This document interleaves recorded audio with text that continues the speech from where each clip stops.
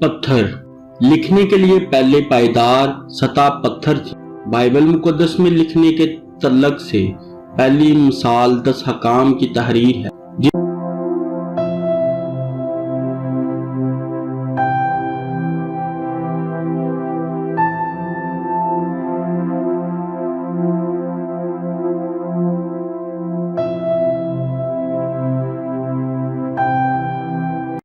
پتھر لکھنے کے لیے پہلے پائیدار سطح پتھر تھی۔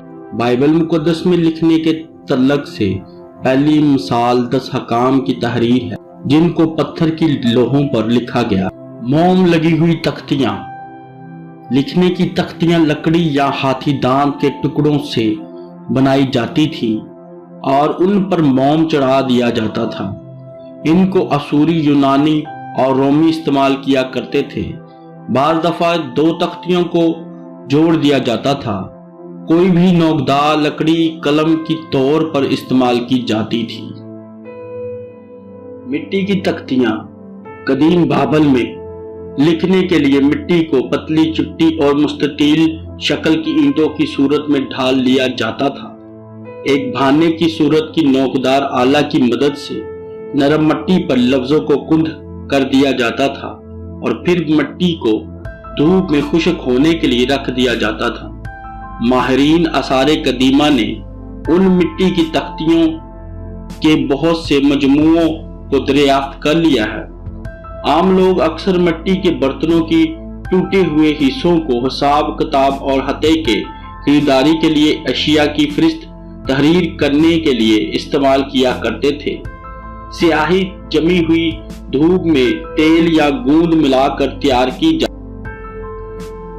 پائپرس ارہام مصر کی تعمیر سے قبل قدیم مصری دریائے نیل کے پائپرس کی نسل کے گودے سے پائپرس کے ورقہ بنانا سیکھ چکے تھے، جو مصر کی دلدلی علاقوں میں اگتا تھا۔ نسل کی موٹی ڈالیوں کو قطار میں ایک دوسرے کے اوپر رکھنا جاتا تھا اور انہیں اس وقت تک کوٹا جاتا تھا جب تک کہ وہ ہموار کاغذ کی سطح نہ بن جائے۔ کاغذ کے لیے انگریزی زبان کے لفظ پیپر کا تعلق پائپرس سے ہے۔ جب اس کا کاغذ کی تہ کو دھوپ میں سکھا لیا جاتا تھا تب اس پر لکھا جاتا تھا۔ پائپرس بہت مہنگا تھا، لیکن دھونے یا کھرچنے کے بعد اس کو دوبارہ استعمال کیا جاتا تھا۔ مصری قلم نرسل کے بنے ہوئے برش ہوتے تھے اور سیاہی پودوں اور حشرات سے حاصل ہوتی تھی۔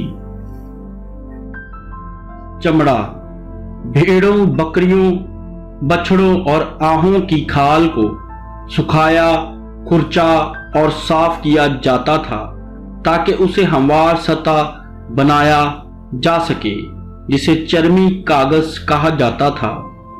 کتاب کے لیے عبرانی لفظ کا مطلب ہے کھرچنا۔ پھر کھالوں کو پھیلایا جاتا اور کوٹا جاتا تاکہ انہیں لکھنے کے لیے تیار کیا جا سکے۔